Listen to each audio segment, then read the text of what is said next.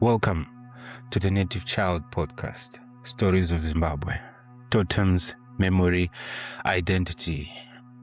Today we're speaking about the Ngara Totem, also known as Nungu, the Porcupine Totem, a totem of quiet strength, a totem of wisdom, a totem of hidden power, a totem remembered through praise poetry that points us to Govere, to Zimuto, to Gokomere, to the ancient cultural landscapes of Masvingo. And today's story is one of the most powerful clan myths connected to Ngara, the story of the rock that bled, the story of a people facing drought, a people facing hunger, a people facing death, and one ancestor who saw life where everyone else saw stone. This is the story of Ngara Nungu, the Porcupine people, the people of Wamambo, the people remembered as Mukwasha Wamambo, the king's in-law, the people of the Bleeding Rock. There are stories that are told around the fire, stories that do not begin with books, stories that do not begin with dates, stories that do not begin with written records. They begin with hunger, with dust, with cattle ribs showing through the skin, with mothers looking into empty clay pots, with children asking for water when there is no water to give, with old men sitting quietly because even their voices have become tired. In such stories, the land itself becomes a character. The hills watch, the rivers disappear, the wind carries dust, and the ancestors wait to see who among the living still has courage. For the people of Ngara Nungu, one of those stories is the story of a rock that was struck, a rock that was challenged, a rock that opened. Some say it bled, some say it released water, some say the ancestors answered through stone. But all versions carry one message. When the world becomes hard as a rock, the child of Ngara does not surrender. They think, they observe, they endure, they aim carefully. And when the moment comes, they strike. Not with noise, not with arrogance, but with purpose. Before we enter the story of the Bleeding Rock, we must first ask, where does Ngara come from? Because in Zimbabwean tradition, a totem is not only an animal. It is a road. It is a river. It is a hill. It is a place name carried in the mouth of praise poetry. A totem in memory. A totem in direction. A totem tells you that you did not simply appear in the world. You came from somewhere. You belong to a line of people. You are carrying a name that was carried before you. For the people of Ngara Nungu, praise poetry points us towards Masvingo. It points us towards Govere. It points us toward Zimuto. Points us toward Gokomere. These are not random names. They are ancestral coordinates. They are cultural markers. They are places in memory. When the praise poetry speaks of Govere, it is not just mentioning a place. It is opening a doorway. When it speaks of Zimuto, it is not only naming a district or a chieftainship. It is calling home. When it speaks of Gokomere, it is reaching into the deeper landscape of stone, settlement, ancestry, and belonging. These names carry the sound of old paths. They carry the sound of kettle bells. They carry the sound of elders reciting praise names. They carry the memory of people who lived close to the land. A land of stone, land of caves, land of hills. A land where stories do not disappear easily. And that is important because the story of Ngara is not floating in the air. It is rooted in place, rooted in praise, rooted in the cultural geography of Masvingo, rooted in Govere, rooted in Zimuto, rooted in Gokomere. The Ngara people are also remembered with honor. They are called Wamambo. They are associated with the phrase Mukwasha Wamambo, the king's son-in-law, the king's in-law. This title is powerful because in African society, the son-in-law occupies a special place. He is family, but he enters through respect. He is close to power, but he must carry humility. He stands near the royal house, but he must know how to behave. He must know when to speak. He must know when to listen. He must know how to enter the court. He must know how to honor the people who welcomed him. So when Ngara is called Wamambo, it is not just a title of pride. It is a title of responsibility. It says you are close to honor. So carry yourself with honor. You are connected to the royal house. So do not behave carelessly.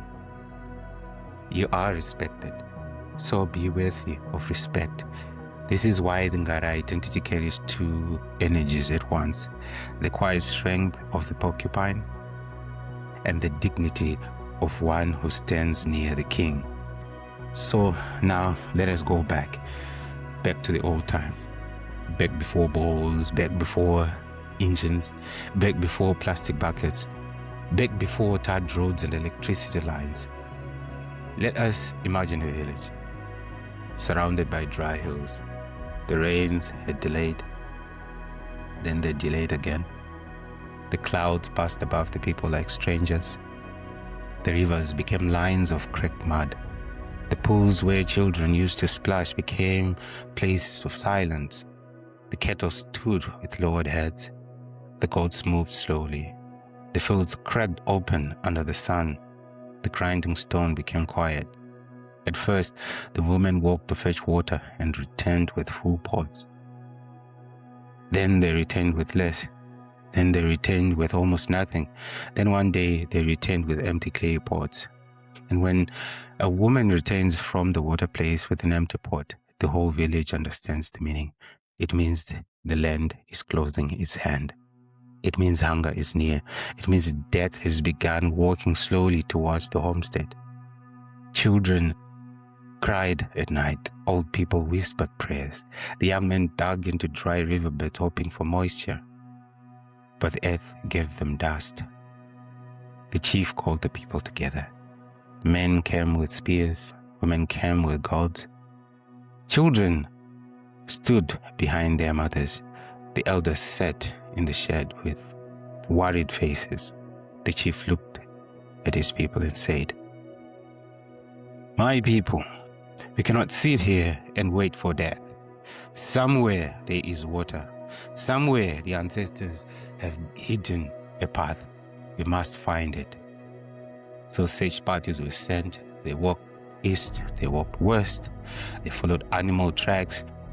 They looked for green leaves. They watched birds. They dug in the sand. They searched old riverbeds. They climbed hills. They listened for frogs. They looked for movement of insects. But each group returned with the same answer. Nothing. Only dust. Only stone. Only the silence of a dry season that had become too long. Among the people was a man of the Ngara clan, a child of Nungu. A man whose name in some tellings is not remembered by sound, but by action. He was not the loudest man in the village. He was not the one who boasted around the fire. He was not the man who always wanted to be seen, but he was observant. He watched what others ignored. He watched the ground. He watched the hills. He watched the shadows. He watched the animals. And one day he noticed something strange. At the foot of a great rock, where the sun struck hard in the afternoon, small signs of life appeared. Not much, not enough for everyone to notice, but enough for a careful eye. A bird landed near the rock. An insect trail disappeared into a crack. A porcupine path seemed to pass close to the stone and vanish into the shadow. The Ngara man looked at that rock and felt something rise in his chest. Not madness, not certainty, but a calling. He said to the people, "There is life in that rock." The people stared at it. Some laughed, some shook their heads. One elder said, "Have we become so desperate that we now ask stones to feed us?" Another said, hunger has taken his mind.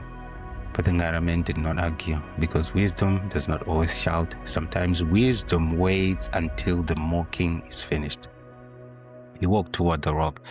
He carried his bow. He carried his arrows. And behind him the village watched. The rock stood before him like a wall, hard, silent, ancient. The kind of rock that had seen generations come and go. Children born, chiefs buried, rains arrive. Rains fail. The Ngara man stood before it. He lifted his bow. Behind him someone whispered, "He has lost his mind." Another said, "Leave him. The drought has swallowed him already." But he pulled a string back. The bow caved like a question. The arrow pointed at the face of the rock. Then he released. Thwack! The first arrow struck the stone. Nothing happened. Only the sound of wood and rock. The people waited. The rock remained silent. Some people laughed. Ngara man reached for another arrow. Again, he lifted his bow. Again, he pulled the string. He aimed. Then he released. Thwack! A few people began to walk away. He reached for a third arrow. Thwack! Still nothing. He reached for a fourth arrow. Thwack! Still nothing. And this is the important part of the story, because many people can shoot the first arrow, some can shoot the second, a few can shoot the third. But the one who carries a clan's destiny is the one who continues when the whole village has already decided that nothing will happen. The Ngara man did not turn around. He did not ask the people to believe him. He did not explain himself. He reached for another arrow. The third arrow. By now, the laughter had faded. Not because the people believed them, but because his focus made them uncomfortable. He was no longer performing for the village. He was speaking to something deeper. He lifted his bow again. The air became still. The children stopped whispering. Even the old man leaned forward. He pushed the string until he touched the corner of his mouth. Then he released. Whack! The fifth arrow struck the rock. For a moment, nothing moved. Then a dark mark appeared. A line. A crack. A wetness. Some say the rock began to bleed. Not like a person, not like an animal, but like the earth itself had been wounded. A deep dark wetness spread across the stone. Then came a sound, small at first, hidden, trembling, then clearer. Water. From the face of the rock, water began to flow. It rained down the stone. It gathered at the base. It began to stream. The village gasped. Women dropped their empty gourds. Children ran forward. Men who had laughed now stood with their mouths open. The elders fell silent. The rock had opened. The stone had answered. The ancestor of Ngara had seen what others could not see, and through patience, courage, observation, and spiritual focus, he had brought life back to the people. That day the village drank, the cattle drank, the mothers filled their pots, the old men washed their faces, the children played again, and the chief looked at the Ngara men with new eyes. From that moment, the Ngara clan was no longer seen as ordinary. They were people of insight, people of defense, people of quiet strength, people who could survive hardship, not by noise, but by wisdom, people who knew that even a rock may hide water. The story of the bleeding rock is not just a miracle story. It is a clan philosophy. The rock represents impossibility.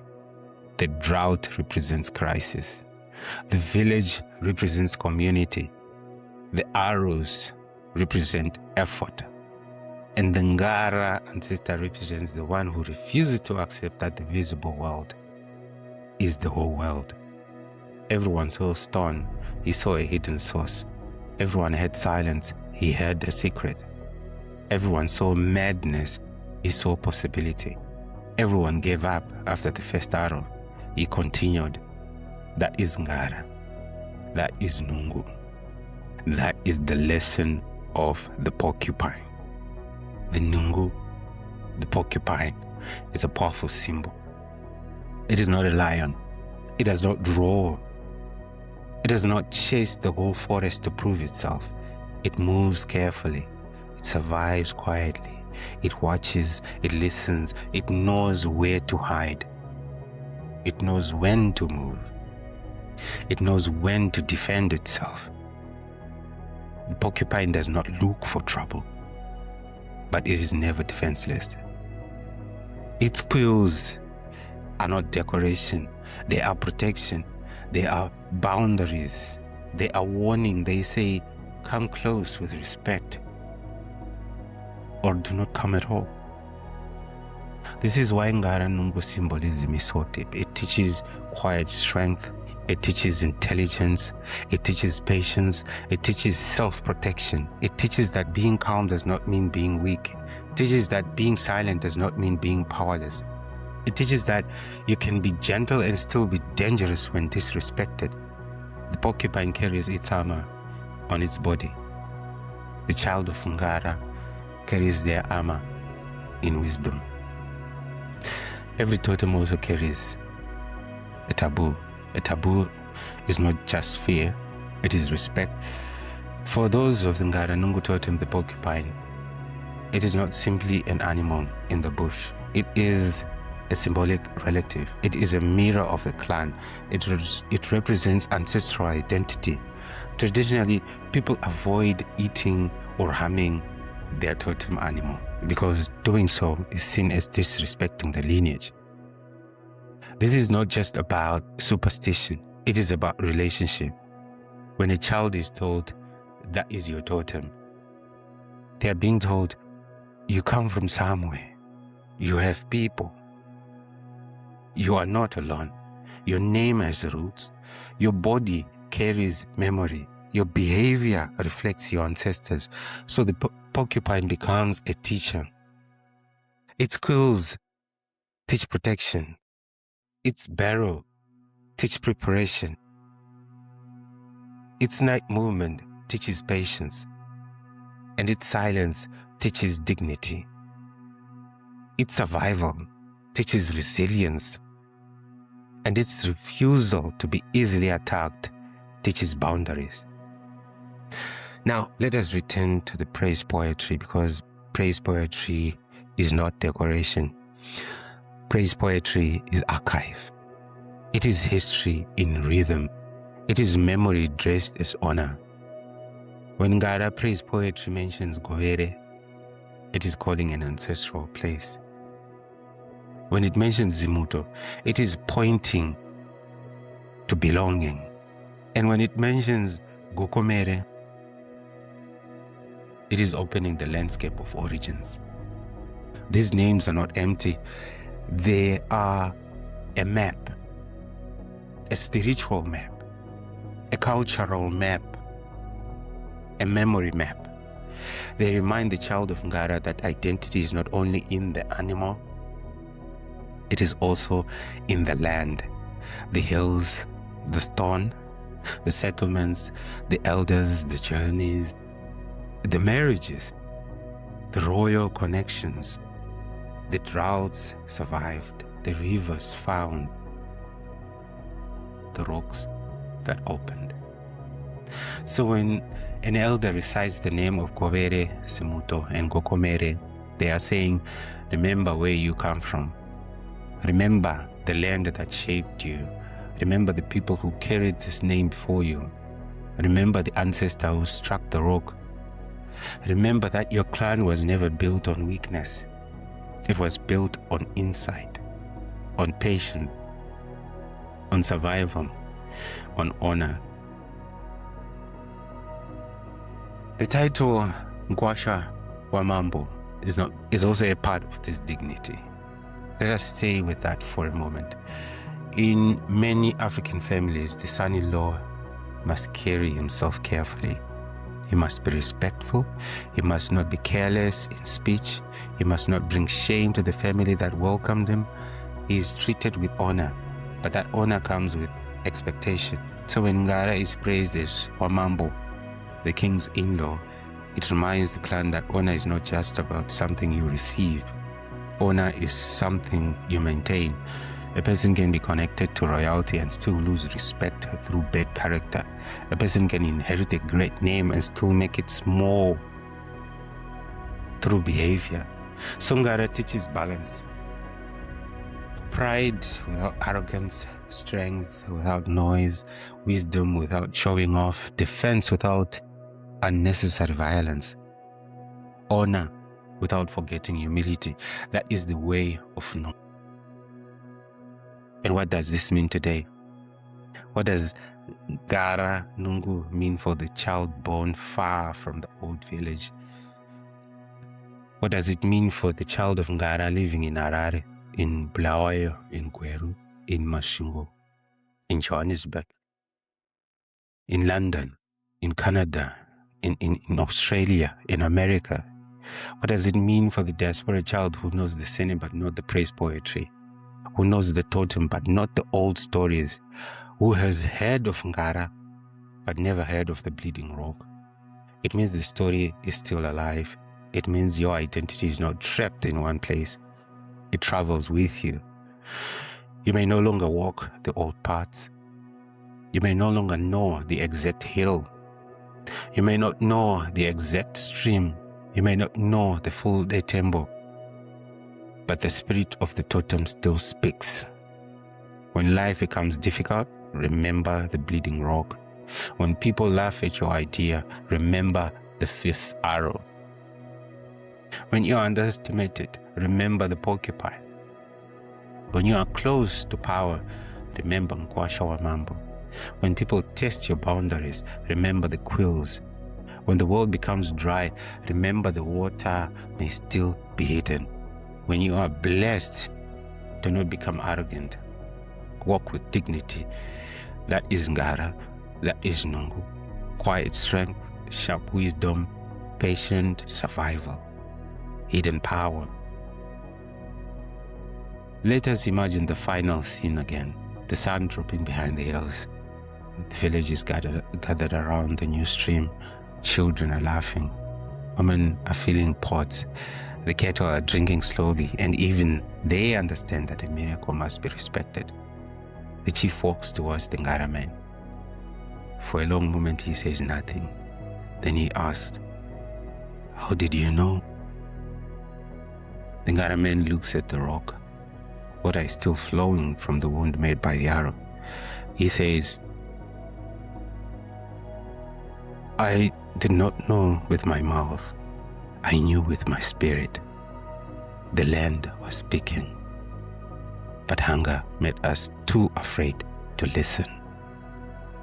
The chief nods, the elders nod, and from that day when children of the clan ask why they are called Ngara, why they are called Nungu, why they are praised as Wamambo, why their praise poetry remembers Govere, Zimuto, and Kokomere, the elders point not only to the porcupine, they point to the rock. They say your ancestor saw life where others saw death. Your ancestor struck stone until it gave water. Your ancestor did not stop at the first arrow. Your ancestor did not stop at the second. Your ancestor did not stop when people laughed. Your ancestor continued. And because he continued, the people lived. Never forget who you are.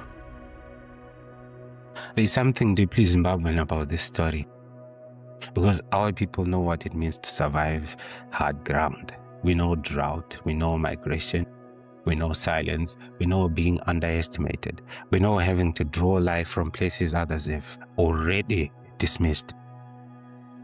And maybe that is why totems matter. They remind us that identity is not only about where we are, it is about what we carry. The Ngara Nungu totems, you can be gentle and still protected. You can be quiet and still powerful. You can be close to greatness and still humble. You can face a rock and still believe there is water inside. And sometimes the miracle does not come after the first arrow, or the second, or the third, or the fourth. Sometimes your breakthrough is waiting for the fifth arrow. So to the children of Ngara, to the children of Nungu, to the people of Koere, to the people remembered through Zimuto, to the people whose praises call Kokomere, carry your quills with dignity, carry your wisdom with patience, carry your name with pride. You are the people of the Porcupine, the people of hidden strength, the people of Wamambo, the people of Nkwasha Wamambo, the people of the fifth arrow, the people of the bleeding rock. And to everyone listening, whether Ngara is your totem or not, there's a lesson here for us all. Do not laugh too quickly at the person who sees possibility. Do not dismiss the quiet one. Do not assume that silence means weakness. Do not assume that the hardest place is nothing to give. Sometimes the answer is hidden in the rock. Sometimes the water is behind the wall. Sometimes the breakthrough is waiting for the person patient enough to keep aiming. The Ngara story reminds us that culture is not dead. It is alive in the stories we tell. It is alive in the names we carry. It is alive in the praise poetry of our grandparents. It is alive in the totems we teach our children. It is alive when a child in the diaspora says, "What is my mutupo? Where do I come from? What does my name mean?" And an elder answers, "Sit down, let me tell you. There once was a rock. There once was a drought. There once was an ancestor who did not give up." Thank you for listening to the Native Child Podcast, Stories of Zimbabwe. Totems, memory, identity. Today we honored Ngara Nungu, the Porcupine Totem, the clan remembered through Govere, Zimuto, and Kokomere, the clan of Wamambo, the clan of Nkwasha Wamambo, the clan whose myth tells of a rock that was struck until it breathed life back into the community. As always, please, these stories live in families, villages, praise poetry, and oral memory. Your family may carry a different version. Your elders may tell it with different names. Your praise lines may include details that others do not know. That is the beauty of oral tradition. It lives because people keep telling it. So ask, listen, record, share. Because a people without memory can be renamed by strangers, but a people who remember their totems can never truly be lost. This is the Native Child Podcast, Stories of Zimbabwe. Totems, memory, identity. Tinotenda, siyabonga. Thank you.